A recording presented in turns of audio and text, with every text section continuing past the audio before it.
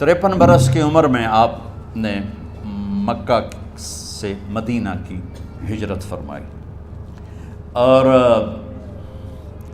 10 برس آپ نے مدینہ میں قیام فرمایا۔ 11 ہجری میں آپ حج کے لیے تشریف لے گئے اور یہ صورت آئی 11 تاریخ کو 11 حج کے ذوالحج، اذا جاء نصر اللہ والفتح۔ اس میں اشارہ تھا کہ میرے نبی آپ کا مشن مکمل ہو چکا ہے، اب آپ ہمارے پاس آنے کی تیاری فرمائیں۔ 29 محرم صفر 29 صفر عصر کی نماز کے بعد ایک جنازہ تھا۔ اس جنازے کو پڑھانے کے بعد اس کو دفن کے لیے آپ جنت البقیع تشریف لے گئے۔ وہاں سے واپس ہونے لگے تو سر درد اٹھا اور وہ درد ایک دم بڑھنا شروع ہوا، اور اس دن باری حضرت عائشہ کے گھر کی تھی، تو آپ گھر میں تشریف لاتے لاتے درد کے ساتھ بخار، تیز درد، تیز بخار، اور 14 دن 12 ربیع 29 30 2 دن یہ اور 12 دن اگلے 14 دن آپ نے بیماری دیکھی، مسلسل سر درد اور مسلسل بخار۔ اور روزانہ آپ جب گھر بدلتے، اس وقت 9 بیویاں زندہ تھیں، تو آپ پوچھتے کل کس کی باری ہے، کل کس کی باری ہے؟ جی میمونہ کی ہے۔ اگلا دن کل کس کی باری؟ جی حفصہ کی ہے۔ کل کس کی باری ہے؟ ام سلمہ کی ہے۔ تو بیگمات نے اس سے سمجھا کہ اللہ کے نبی یہ چاہتے ہیں کہ میں بیماری کے دن عائشہ کے پاس گزاروں، ورنہ آپ کو تو خود پتہ ہے کل کس کی باری ہے، پرسوں کس کی باری ہے، ترسوں کس کی باری ہے۔ تو حضرت میمونہ کے گھر میں آپ تشریف فرما تھے، تو ساری باقی 7 بیگمات جمع ہوئیں اور انہوں نے آ کے عرض کی، یا رسول اللہ، جب تک آپ بیمار ہیں آپ عائشہ کے پاس آرام فرمائیں، اور جب اللہ آپ کو شفا دے دے تو پھر ہماری ترتیب کو آپ دوبارہ شروع فرما دیں۔ تو آپ نے سب کا شکریہ ادا کیا، علی اور عباس کو بلایا، ان کے کندھوں پہ آپ نے یوں ہاتھ رکھے اور آپ کے پاؤں یوں زمین پہ لگ رہے، آپ پورا پاؤں نہیں لگا پا رہے تھے کمزوری سے، یہ پوزیشن تھی اس طرح۔ اور یہ پیر کا دن تھا، آپ حضرت عائشہ کے گھر میں داخل ہوئے اور اگلے پیر کو حضرت عائشہ کے گھر میں آپ اپنے اللہ کے پاس چلے گئے۔ آخری ہفتہ آپ نے حضرت عائشہ کے گھر میں گزارا۔ صحابہ ملاقات کے لیے حاضر ہوئے تو آپ ان کو دیکھ کے رونے لگے اور فرمایا کہ میں تمہیں اللہ کے سپرد کرتا ہوں، اللہ تمہاری حفاظت کرے، اللہ تمہارا ساتھی ہو، آواکم اللہ، حفظکم اللہ، نصرکم اللہ، بہت دعائیں دی۔ آپ کے جانے میں 5 دن باقی تھے تو آپ نے فرمایا مجھے 7 کنوؤں کے پانی سے غسل کرواؤ۔ تو 7 کنوؤں سے پانی لایا گیا مشکیزوں میں بھر کے۔ تو حضرت عائشہ کے گھر میں کوئی ایسا ٹب نہیں تھا جس میں بیٹھ کے وہ آپ نہا سکتے، تو حضرت حفصہ کے گھر سے ٹب منگوایا گیا، آپ اس میں بیٹھے، تہمت باندھا ہوا تھا، کرتا اتارا اور آپ پر 7 کنوؤں کا پانی ڈالا گیا، تھوڑا تھوڑا تھوڑا تھوڑا تھوڑا تھوڑا، تو اس سے بخار کی شدت کم ہوئی اور آپ سر درد کی وجہ سے آپ نے ایسے پٹی باندھی سرخ رنگ کی، اور اس کے بعد حضرت علی اور فضل بن عباس کے کندھوں کا آسرا لے کر آپ مسجد میں تشریف لائے اور آپ منبر پر بیٹھے اور آپ نے فرمایا، لوگو میرے جانے کا وقت آ چکا ہے، میں نے کسی پر زیادتی کی ہو، کسی کو تھپڑ مارا ہو، کسی کو چھڑی ماری ہو، کسی کا حق دبایا ہو، تو میں اپنی جان کے ساتھ، مال کے ساتھ حاضر ہوں، مجھ سے یہیں بدلہ لے لو، آخرت میں میرے خلاف کوئی دعویٰ نہ کرنا، میں آخرت کے حساب کو برداشت نہیں کر سکتا۔ جن کے طفیل لوگوں کا حساب معاف ہوگا، جن کی طفیل، جن کی شفاعت پر لوگ بے حساب جنت میں جائیں گے، وہ روتے ہوئے فرما رہے ہیں کہ میں آخرت کے حساب کو نہیں دے سکتا۔ تو سارے صحابہ رونے لگے، لیکن آپ اپنی بات کو دہراتے رہے، کوئی بھی نہیں اٹھا۔ تو آپ نے ظہر کی نماز پڑھائی، ظہر کے بعد پھر منبر پر آئے اور فرمایا کہ لوگو یہیں مجھ سے حساب کتاب کر لو، آگے نہ کرنا، بتاؤ میں نے کسی کا کوئی حق دینا۔ ایک صحابی کھڑے ہو، یا رسول اللہ آپ نے میرے 3 روپے دینے ہیں، 3 درہم۔ تو آپ نے فرمایا دینے ہوں گے ضرور، پر مجھے یاد نہیں، بتاؤ کہ کس طرح دینے ہیں؟ کہ یا رسول اللہ آپ کے پاس سائل آیا تھا، آپ سے مانگا، آپ کے پاس تھے نہیں، تو آپ نے مجھ سے کہا تیرے پاس کچھ ہیں؟ تو میرے پاس 3 درہم تھے، تو آپ نے فرمایا تو دے دے، میں بعد میں ادا کر دوں گا۔ تو کہا ہاں یاد آ گیا۔ تو میرے گھر کے میرے نبی کے گھر میں تو تیل نہیں تھا ایک چھٹانگ جس سے چراغ جلتا، پیسہ کہاں سے آتا؟ تو آپ کے سامنے آپ کے کزن فضل بن عباس کھڑے تھے، آپ نے فرمایا فضل میرا قرضہ ذمے لیتے ہو؟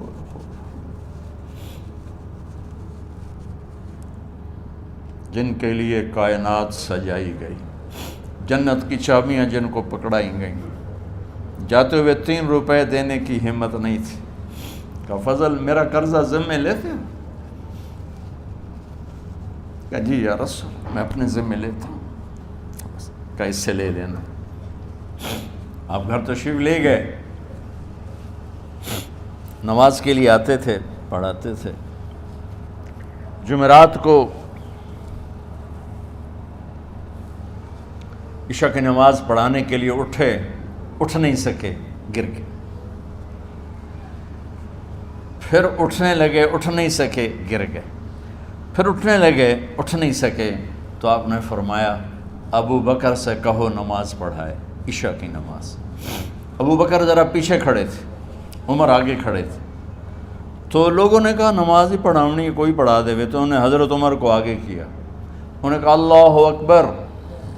جب حضرت عمر کی تکبیر سنی تو آپ نے اندر سے زور سے فرمایا عمر کو پیچھے کرو، ابو بکر کو آگے کرو، میرے رب کا فرمان ہے میرے مصلی پر ابو بکر کے سوا اور کوئی کھڑا نہیں ہو سکتا۔ جمعرات کی عشاء، جمعہ ہفتہ اتوار کی 15 نمازیں اور پیر کی فجر کی 16 اور جمعرات والی 17 نمازیں ابو بکر نے پڑھائیں میرے نبی کی موجودگی میں۔ ہفتے کے دن ظہر یا عصر میں آپ علی و فضل بن عباس کے کندھوں پر ہاتھ رکھ کے مسجد میں داخل ہوئے اور ابو بکر نماز پڑھا رہے تھے۔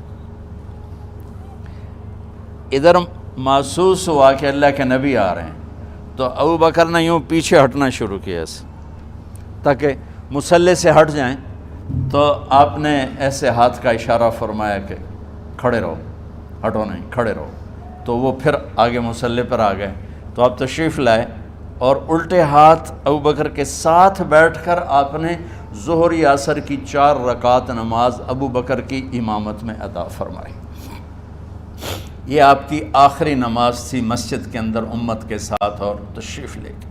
جمعہ کا دن تھا، جبریل آئے، یا رسول اللہ مجھے اللہ نے بھیجا ہے کہ جاؤ میرے محبوب کا حال پوچھ کے آؤ۔ اللہ اکبر۔ تو اب درد اور بخار دونوں چیزیں تھیں، سر کا درد بھی ہیوی ویٹ تھا اور بخار بھی، تپش۔ تو آپ نے کہا جبریل تکلیف ہے، تکلیف میں۔ ہفتے کا دن پھر جبریل آئے، یا رسول اللہ مجھے اللہ نے بھیجا ہے کہ جاؤ میرے محبوب کا حال پوچھ کے آؤ۔ پھر آپ نے فرمایا تکلیف میں۔ اتوار کو پھر جبریل آئے، یا رسول اللہ نے بھیجا ہے کہ جاؤ میرے محبوب کا حال پوچھ کے آؤ۔ 12 ربیع الاول آ گئی، 632 عیسوی اور 11 ہجری۔ آپ کی طبیعت میں بشاشت آئی، تو صحابہ نماز پڑھ رہے تھے، آپ نے دروازہ کھول کے سب کو یوں دیکھا۔ تو حضرت انس فرماتے ہیں ہم سب نماز میں تھے، لیکن جب دروازہ کھلنے کی آواز آئی اور اللہ کے نبی کا چہرہ، تو ہم سب نماز میں یوں ہو گئے، نماز کے اندر ہی سارے اللہ کے نبی کو دیکھنا شروع کر دی، بھول ہی گئے کہ نماز پڑھ رہے ہیں، ایسے گم ہو گئے آپ میں۔ تو آپ نے جلدی سے دروازہ بند فرما دیا۔ یہ آپ کی آخری زیارت تھی اپنی امت کے لیے۔ اس کے بعد آپ اپنے اللہ کی طرف کا سفر شروع کیا۔ تو اشراق کے بعد آپ نے اپنی بیگمات کو بلایا، ان کو بتایا نہیں کہ میں آج جا رہا ہوں، سب سے ملے، سب کو الوداع کیا اور انہیں بھیجا۔ اس کے بعد آپ نے حضرت فاطمہ کو بلایا، جنت کی عورتوں کی سردار، سب سے زیادہ محبوب بیٹی، سب سے زیادہ جگر کا ٹکڑا، دل کا ٹکڑا کا، جس نے فاطمہ کو دکھ دیا مجھے دکھ دیا، جس نے اسے سکھ دیا مجھے سکھ دیا۔ ہاں، ان کو قریب کا، بیٹی قریب ہو، تو ان کے کان میں کہا میں جا رہا۔ وہ رونے لگی، تو ہم نے کہا رو نہیں، چند دنوں کے بعد تیری میری ملاقات ہو جائے گی سب سے پہلے۔ تو 6 ماہ بعد حضرت فاطمہ کا بھی 24 سال کی عمر میں یا 25 سال کی عمر میں انتقال ہو گیا۔ ان کو رخصت فرمایا، پھر آپ نے داماد مولا علی کو بلایا، ان کا سر اپنی گود میں رکھا اور ان کے سر پہ اور کمر پہ ہاتھ پھیرتے رہے اور ان کو دعائیں دیتے رہے۔ آہستہ آہستہ تھی، آواز اونچی نہیں تھی، پست آواز تھی، اور یوں سر پہ کمر پہ، سر پہ کمر پہ، اور دعائیں دے رہے ہیں۔ ان کو رخصت فرمایا، آخر میں اپنے جگر کے ٹکڑے حسن اور حسین کو بلایا، جو ہی سینے سے لگایا آنسو شروع ہو گئے۔ بیویوں کو رخصت کیا، خاموش، بیٹی کو رخصت کیا، خاموش، داماد کو رخصت کیا، خاموش، جو ہی بچوں کو سینے سے لگایا تو آپ کے آنسو نکلنا شروع ہو گئے کہ ایک زہر میں تڑپ تڑپ کے مرے، ایک کا سر کٹ کے نیزے پہ چڑھا۔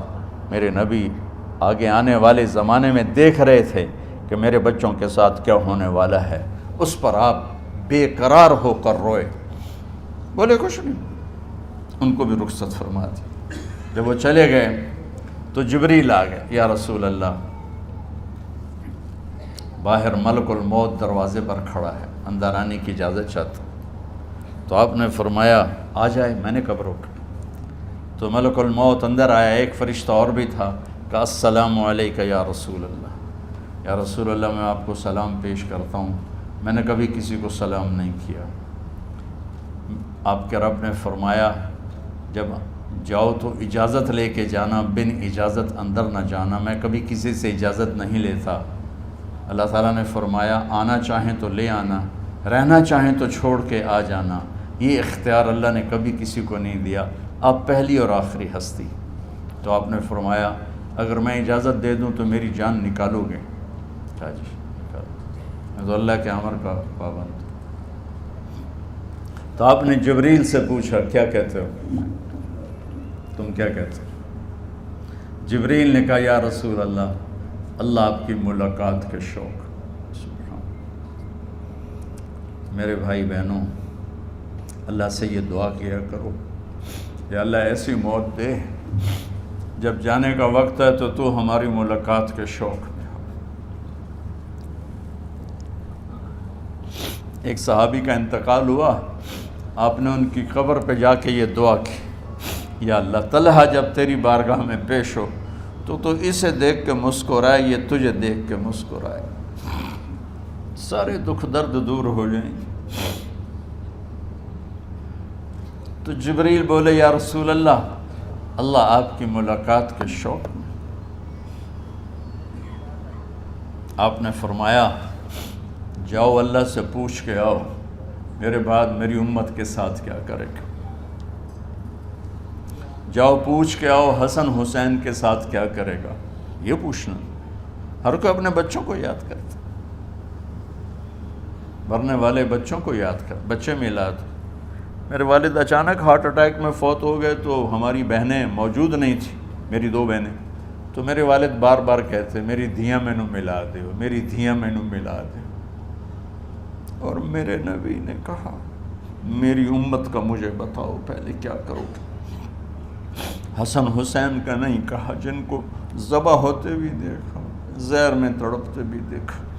واہ یا رسول اللہ، آپ نے کیا وفا کی اور ہم نے کیا صلہ دی، سارے خنجر انہی کے سینے میں ہی اتار دیے، ہر تیر کھینچ کے آپ کے جگر کے پار کیا، ہر نافرمانی کا ٹھیکہ لے لیا۔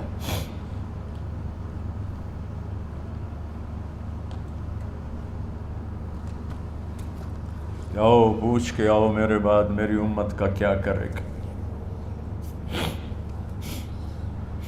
تو جبریل جا کر پیغام لائے کہ اللہ تعالیٰ فرما رہے ہیں ہم آپ کی امت کو تنہا نہیں چھوڑیں گے. میرے رب کی عزت کی قسم خواتین و حضرات، میرے رب کی عزت کی قسم، میرے نبی یہ بات نہ اٹھاتے تو کوئی ہم میں خنزیر بنتا، کوئی بندر ہو جاتا، کوئی کتا ہو جاتا، کوئی سانپ بچھو بن جاتا. اس کملی والے پہ درود و سلام پڑھو جس نے اولاد کو پیچھے کر کے تمہیں اللہ سے مانگا. جب تک اللہ نے یہ نہیں کہا کہ آپ کی امت کے بارے میں راضی کر دوں گا، آپ نے فیصلہ نہیں کیا کہ چلو ملک الموت اللہ کی تقدیر کو پورا کر. اور جاتے ہوئے 2 نصیحتیں فرمائیں، وہ بھی بچوں کے لیے نہیں، بیویوں کے لیے نہیں، امت کے لیے. الصلاۃ وما ملکت ایمانکم، اے میری امت نماز نہ چھوڑنا، نوکروں سے اچھا سلوک کر. حقوق اللہ نماز، حقوق العباد غریب لوگ کا فرمایا غریبوں پہ ترس کھانا، اپنے نوکر ملازم غلاموں پہ ترس کھانا، اور نماز نہ چھوڑنا، نماز نہ چھوڑنا، نماز نہ چھوڑنا، نماز آخر الفاظ سے نماز نہ چھوڑنا، نماز نہ چھوڑنا، نماز نہ چھوڑنا. اور اب حضرت عائشہ کے سینے پر اس طرح نیم دراز تھے. حضرت عائشہ یوں سیدھا بیٹھی ہوئی تھی. اب فرمایا کل مجھے فخر حاصل ہے، مات فی سحری و نحری، میرے نبی نے میری گردن اور سینے کے درمیان اللہ کو جان پیش کی. آپ اس طرح نیم دراز تھے. تو تھوڑی دیر پہلے عبد الرحمن بن عوف آئے، عبد الرحمن بن ابو بکر آئے. آپ کے ہاتھ میں تازہ مسواک تھا، تو آپ مسواک بہت فرماتے تھے. تو آپ اتنے کمزور ہو چکے تھے کہ بولا نہیں جا رہا تھا. تو آپ کی نظریں مسواک پہ ٹک گئیں، دیکھے جا رہے ہیں، مسواک کو دیکھے جا رہے ہیں. حضرت عائشہ نے محسوس کیا کہ نظریں مسواک پر ہیں.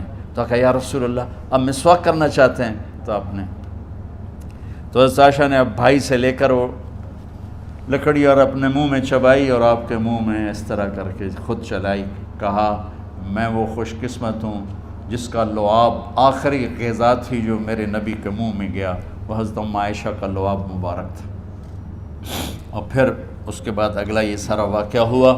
تو آپ نے کہا الصلاۃ وما ملکت ایمانکم، ایک نماز نہ چھوڑنا، ایک اپنے نوکر نوکرانی غلاموں سے اچھا سلوک کرنا، اور پھر اللہم الرفیق الاعلی، یا اللہ بلا لے.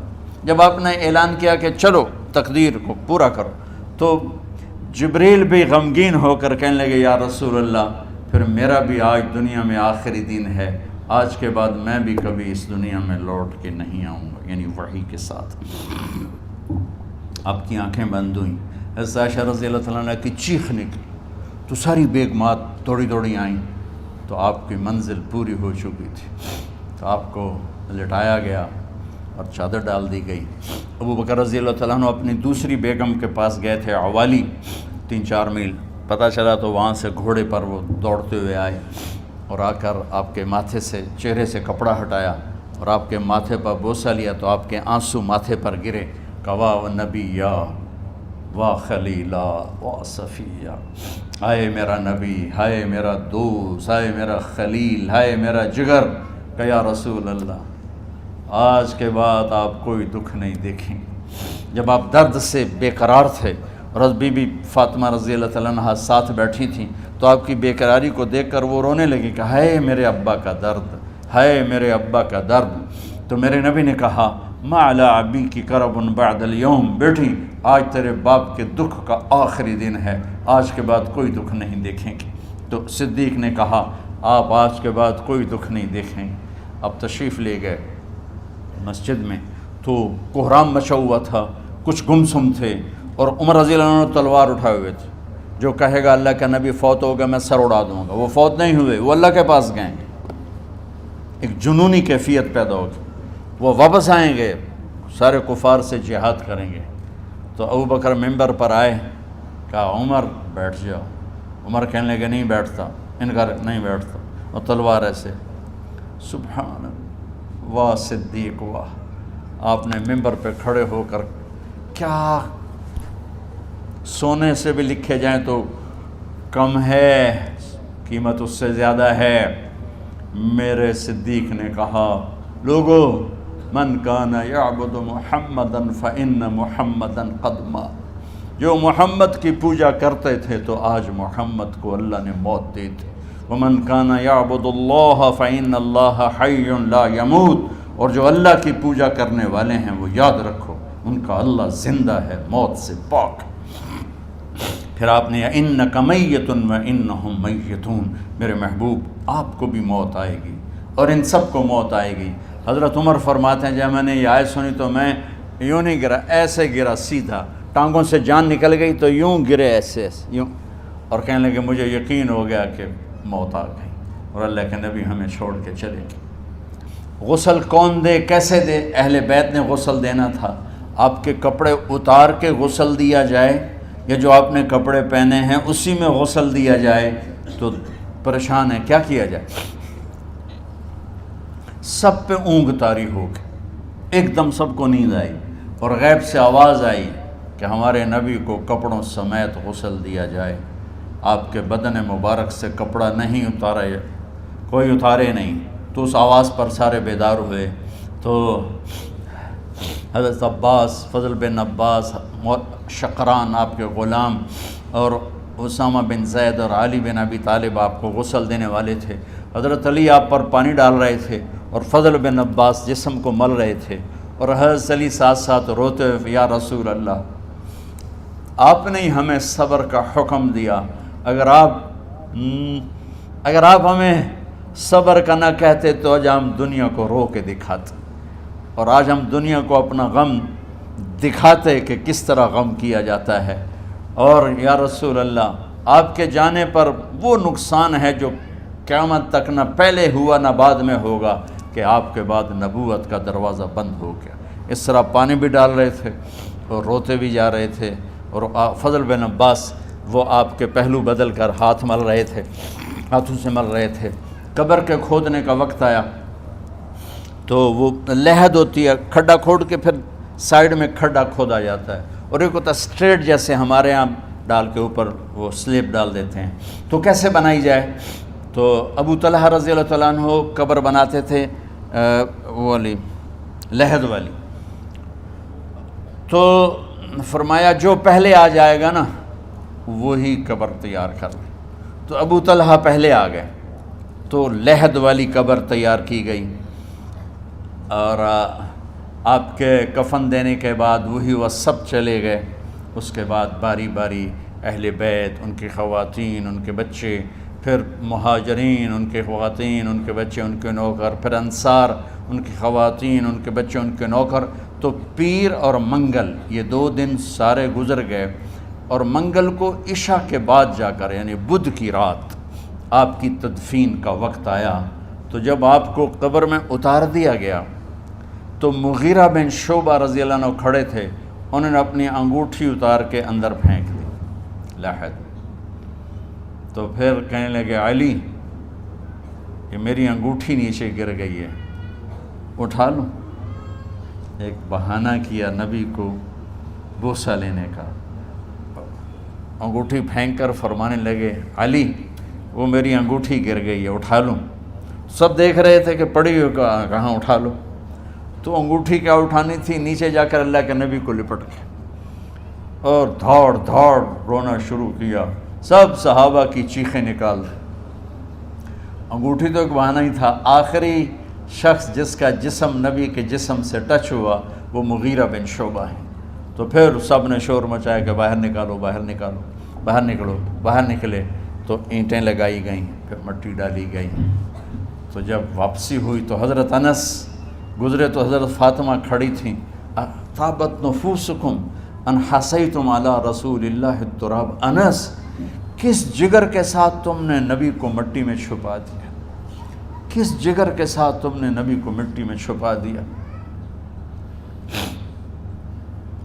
اللہ سے ملا دے۔ قبر دیکھنے کو خوفناک ہے، اگر اللہ راضی ہے، جب کبھی قبر سے ڈر لگتا ہے، بہت ہی لگتا ہے، تو خیال آتا ہے اگر اللہ راضی ہے پھر تو مسئلہ ہی کوئی نہیں ہے، چونکہ اللہ نے اپنے محبوب کو بھی قبر میں اتارا۔ یہ نہیں کہا کہ ایک خوبصورت بیڈ روم بنا کے اس میں لٹا دو، کہا قبر میں اتارو۔ اگر اللہ راضی ہے تو مرنے والی ہو یا مرنے والا ہو، تو مزے ہی مزے ہیں۔ یہ سارے دعا کرو کہ جب ہم دنیا سے جا رہے ہوں اللہ ہم پہ خوش ہو، اللہ ہم سے راضی ہو۔